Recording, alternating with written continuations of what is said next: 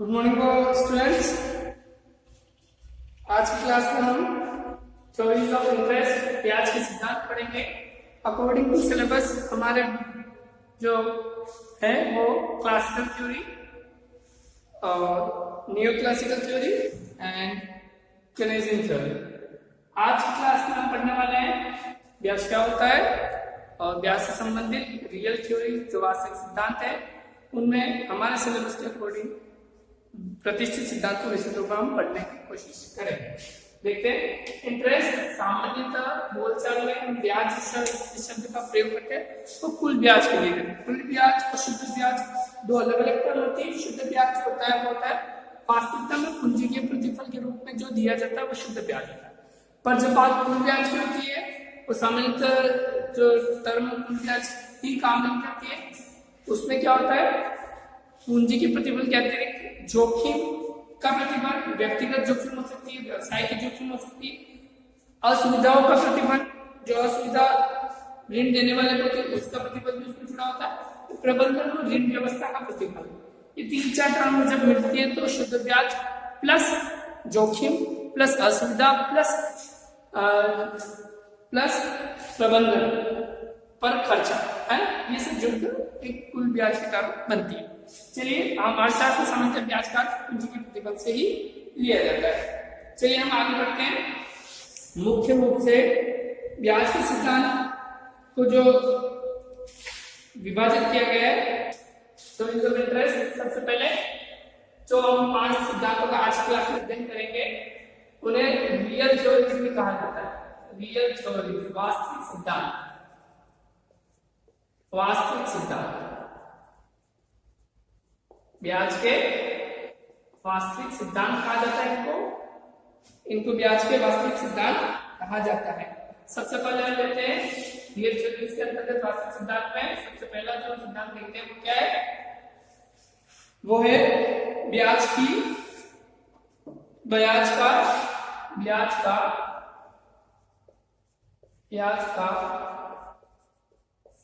त्याग अथवा प्रतीक्षा का सिद्धांत। प्रतीक्षा सिद्धांत ब्याज का त्याग है इसका सिद्धांत। तो सबसे पहले इस सिद्धांत जो प्रस्तुत किया है वो सीनियर ने किया, प्रतिपादन किसने किया? ब्याज का त्याग सिद्धांत। सीनियर ने क्या दिया सिद्धांत? ब्याज का त्याग सिद्धांत दिया। त्याग से क्या अर्थ है? इस त्याग से अर्थ है कि जो उपभोक्ता या जो व्यक्ति है वो अपने वर्तमान उपभोग का परित्याग करता है। कौन सा परित्याग करता है? वर्तमान उपभोग के परित्याग के उसका स्वरूप ब्याज मिलता है।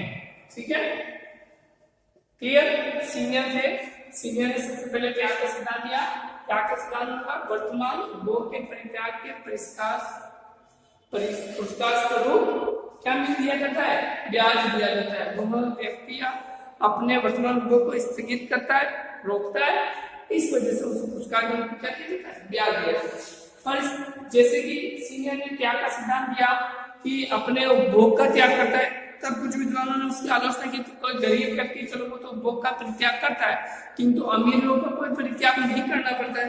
इस प्रकार की समस्या उत्पन्न होने पर महाशास्त्र से थोड़ा व्यवस्थित करके क्या कारण दिया?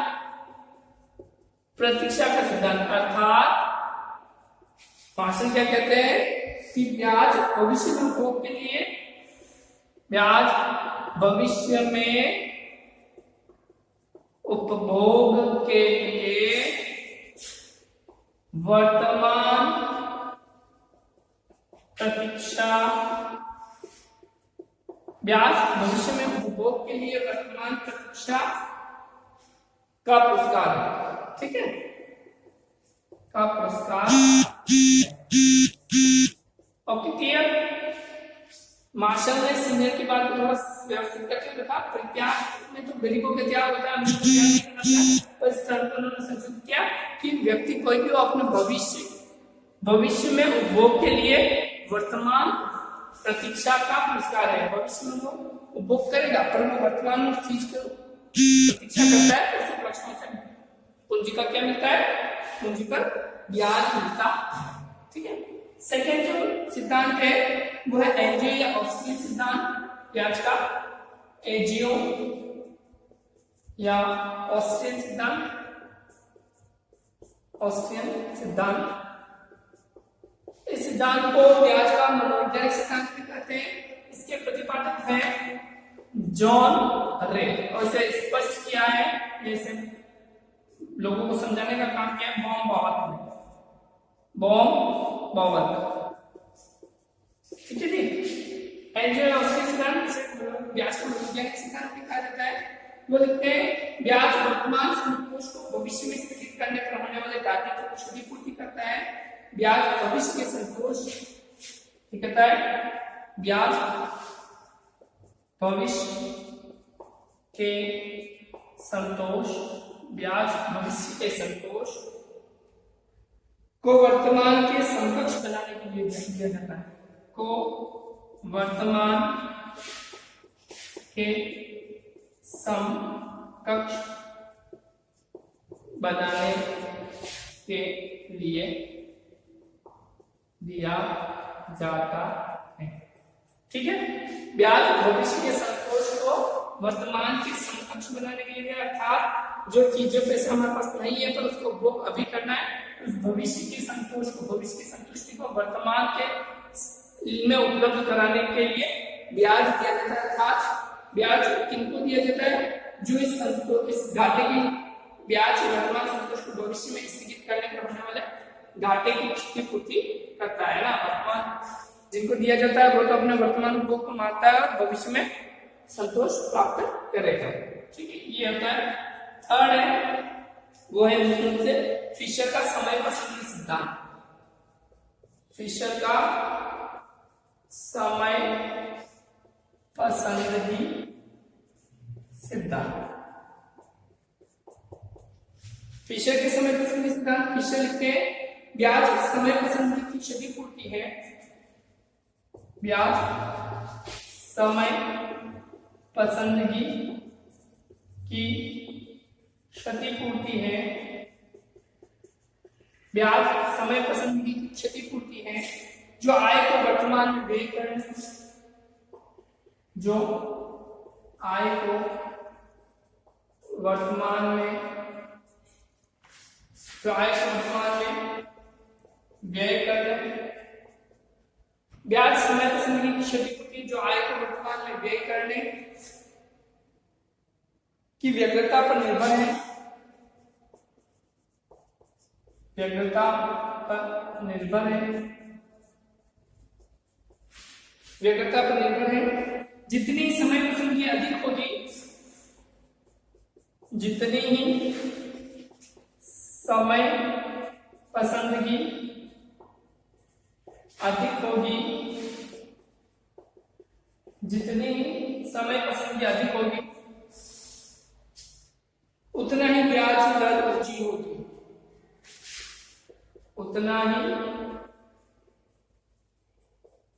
ब्याज दर ऊंची होगी। ठीक है, क्लियर। फिशर ने समय पसंदगी और ब्याज के दरों में सीधा प्रत्यक्ष संबंध बताया है। अगर समय पसंदगी अधिक है अर्थात वर्तमान में उपभोग करने की प्रवृत्ति अधिक है, आय को वर्तमान में व्यय करने की प्रवृत्ति अधिक है, तो उस स्थिति में ब्याज दर ऊंची होगी।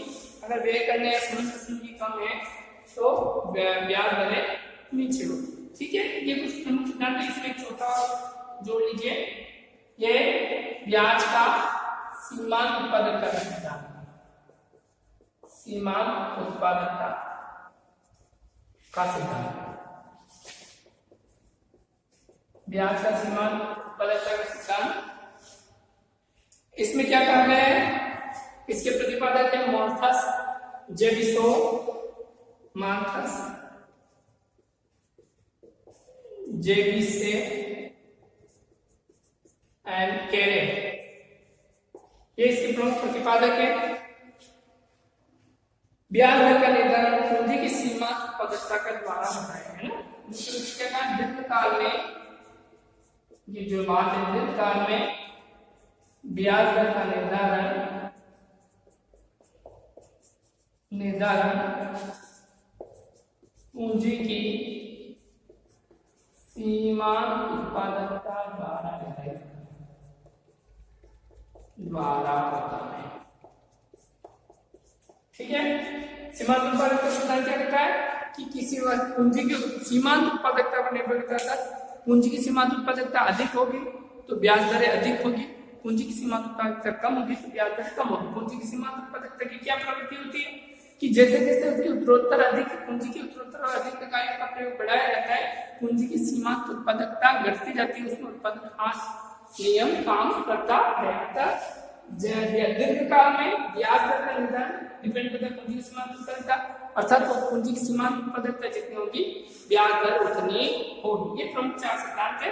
अब हम 5वां सिद्धांत अकॉर्डिंग टू हमारा सिलेबस है ब्याज की क्लासिकल थ्योरी, प्रतिष्ठित सिद्धांत। कौन सा है? ब्याज का प्रतिष्ठित सिद्धांत। ब्याज का प्रतिष्ठित सिद्धांत जो प्रतिष्ठित अर्थशास्त्रियों ने से प्रस्तुत किया है, इसे बचत विनियोग सिद्धांत कहते हैं।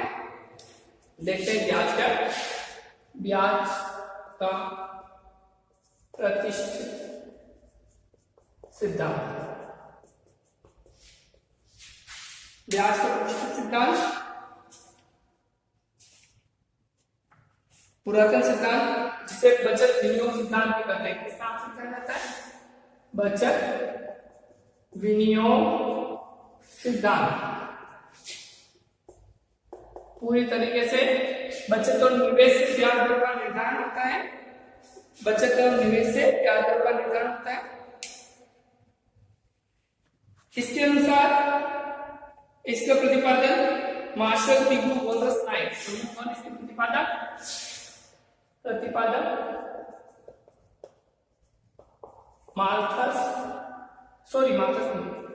Martial classical economist Marshall Pigou Knight, ये प्रमुख क्लासिकल अर्थशास्त्री है जिन्होंने इसका प्रतिपादन किया है।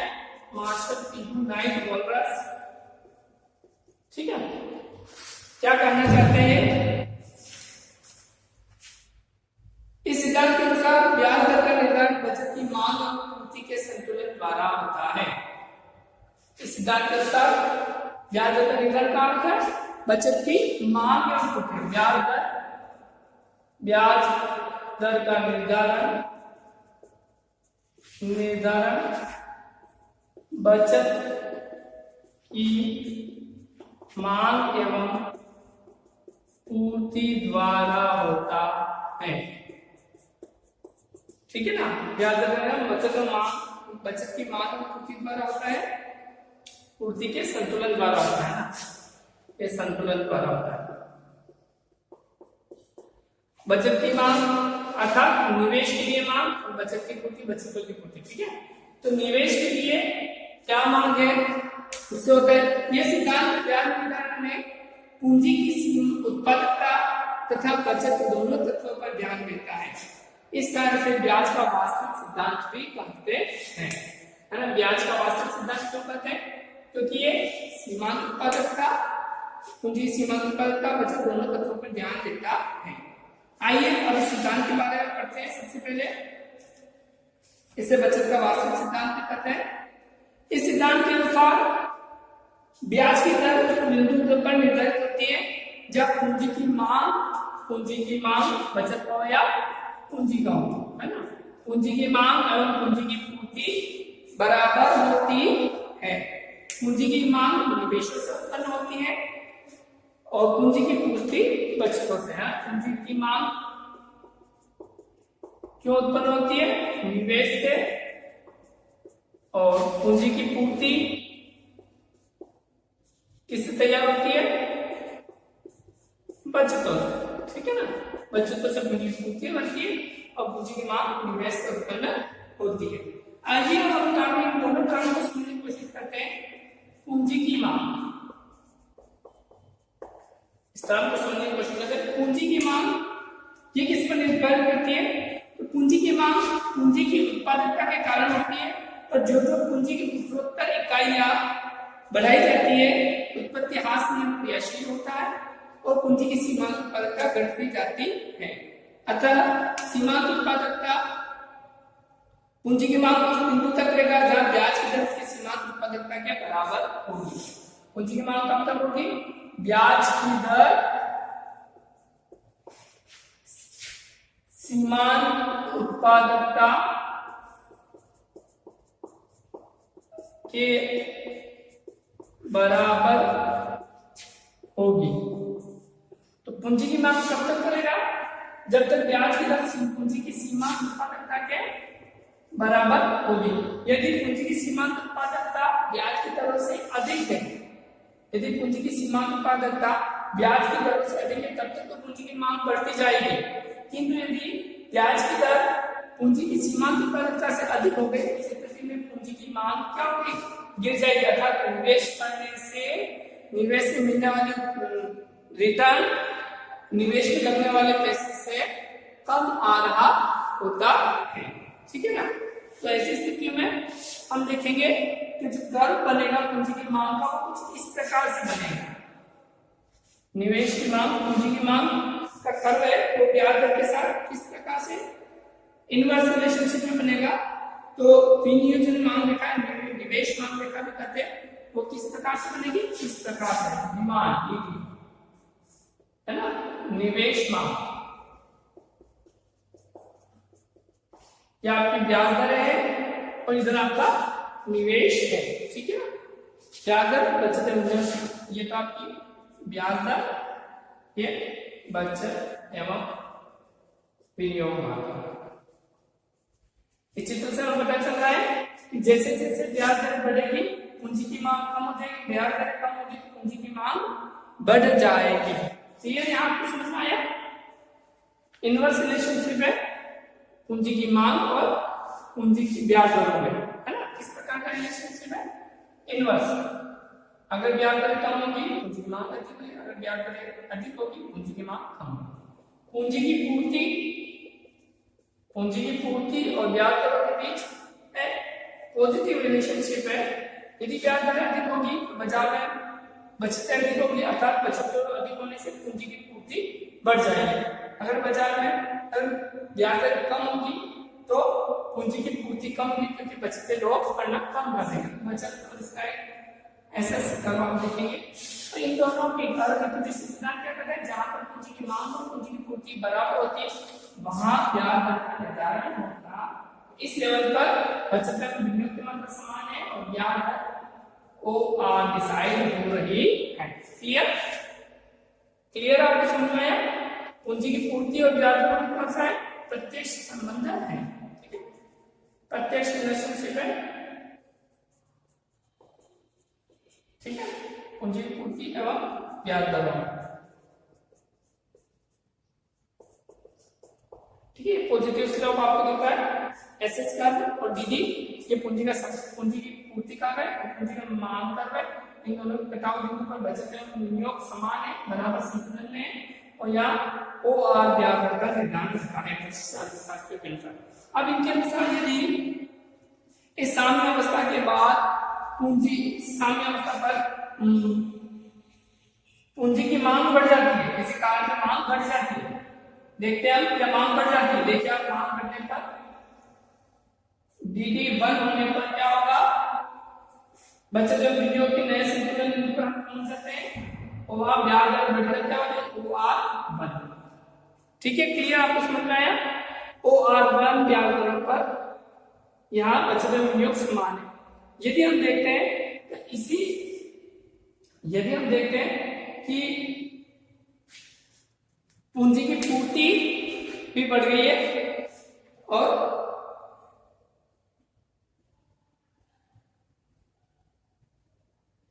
ठीक है ना, या बढ़कर क्या हो जाती है? O2 से O2 1 हो जाती है, ब्याज दर बढ़कर OR1 हो जाती है। यदि देखिए क्या होगा? पूंजी की पूर्ति भी बढ़ा दी जाए, ऐसी स्थिति में क्या होगा? क्या प्रभाव पड़ेगा? पूंजी की पूर्ति बढ़ा देते हैं हम, ये देखिए पूंजी की पूर्ति बढ़ाकर S1 कर देते हैं। उस स्थिति में क्या होगा?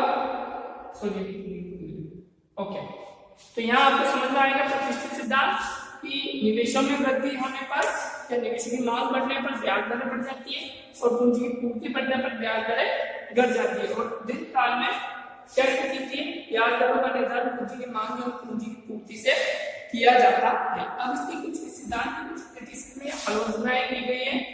किसने की है? क्रिटिसिज्म, आलोचना है, ठीक है। मुख्य रूप से किसने की है? सबसे पहले जो आलोचना की गई है वो कुछ इस प्रकार से है, बचत एवं विनियोग में समानता ब्याज दर से नहीं, बचत एवं विनियोग में समानता ब्याज दर से न होकर आय, बचत एवं विनियोग में समानता ब्याज दर से न होकर आय के स्तर से होती है, आय के स्तर से होती है। किस कहते हैं कि जो बचत एवं विनियोग की समानता ब्याज दर से निर्धारित की गई है, वास्तविक अर्थ में वो ब्याज दर से निर्धारित न होकर आय के स्तर से होती है। आय के बढ़ने पर या आय के घटने पर बचत एवं विनियोग प्रभावित होते हैं, न कि ब्याज दरों से। ये कुल मिला के मुद्दे की बात है। इन्होंने आय के महत्व की उपेक्षा की है। प्रतिष्ठित अर्थशास्त्र ने आय के महत्व की, वास्तव में आय कितनी है उससे कोई मतलब नहीं है, तो बचत एवं विनियोग से ही ब्याज दर का निर्धारण करते हैं, जबकि आय भी ब्याज दर को प्रभावित करने में महत्वपूर्ण भूमिका निभाती है। दूसरी चीज, बचत एवं निवेश केवल ब्याज सापेक्ष नहीं होते हैं। बचत एवं निवेश केवल ब्याज सापेक्ष नहीं होते। एक महत्वपूर्ण बात है, बचत एवं निवेश ब्याज सापेक्ष नहीं होते, अर्थात इन्होंने विनियोगों के साथ और इनके साथ प्रत्येक संबंध बताया। विनियोग ब्याज दर के साथ प्रत्यक्ष रूप से संबंधित रहते हैं और प्रबल संबंध बताया, किंतु ऐसा नहीं है। ब्याज की दर की अपेक्षा पूंजी की सीमांत उत्पादकता निवेशों को ज्यादा प्रभावित करती है ना। केवल और केवल ब्याज दर से नहीं, पूंजी की सीमांत उत्पादकता। ऐसा हम देख सकते हैं तेजी और मंदी के कारण तेजी में ब्याज दरें भी ऊंची होती है, फिर भी निवेश के लिए मांग अधिक होती है क्योंकि पूंजी की सीमांत उत्पादकता उसमें अधिक होती है। जबकि मंदी के समय ब्याज दरें भी कम होती है, फिर भी निवेश की मांग नहीं बढ़ती। क्यों? क्योंकि पूंजी की सीमांत उत्पादकता न्यून होती है, ठीक है। आय और निवेशों के प्रभाव की अपेक्षा उपयुक्त नहीं है। आय एवं निवेशों, आय और निवेशों के प्रभावों की उपेक्षा सही है ना। इन्होंने उपेक्षा की है इसकी, आय और निवेश होने से और आय होने से निवेश के दोनों प्रभावों की उपेक्षा की है। आय की उपेक्षा की है, इसलिए एक महत्वपूर्ण है क्योंकि ये चीजें भी ब्याज दर को काफी हद तक निर्धारित करती है। नेक्स्ट है, ब्याज और निवेश को बचतों से निर्धारित नहीं होती। ब्याज दर किस कहते हैं? ब्याज दर निवेशों एवं बचतों से निर्धारित नहीं होती है, अर्थात ये ब्याज दर निवेशों बचतों से निर्धारित नहीं होती, आपकी तो निर्धारित करती है। अर्थात हमें भ्रम जाल में वृत्ताकार चक्र में फंसा देता है। कौन किसको निर्धारित कर रहा है? क्या ब्याज दर निवेश और बचतों में निर्धारित कर रही है या निवेश और बचतें ब्याज दर में? तो ये मामला बहुत कंफ्यूजन होता है। ये वास्तविक नहीं है क्योंकि वास्तविक अर्थों में और वास्तविक बाजार में निवेश और बचतें ब्याज दर से प्रभावित होती है। एक पूर्ण रोजगार की अवास्तविक मान्यता, जैसे कि क्लासिकल इकोनॉमिक्स लेके चल रही है, ये हम अक्सर पढ़ते हैं। पूर्ण रोजगार की अवास्तविक मान्यता,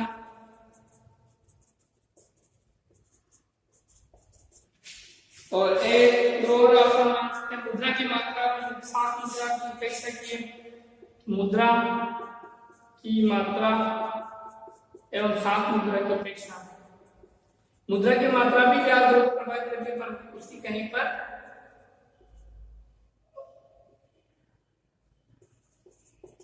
विवेचना नहीं की गई। मुद्रा की मात्रा का है ना।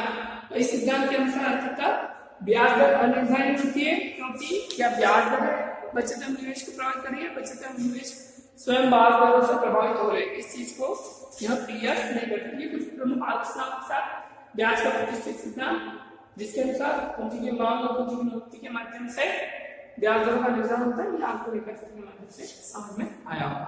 धन्यवाद। नेक्स्ट क्लास में हम देखेंगे Keynesian theory of interest, then next class में हम देखेंगे न्यूक्लियर थ्योरी ऑफ इंटरेस्ट, फिर कनेजियन थ्योरी ऑफ इंटरेस्ट। धन्यवाद।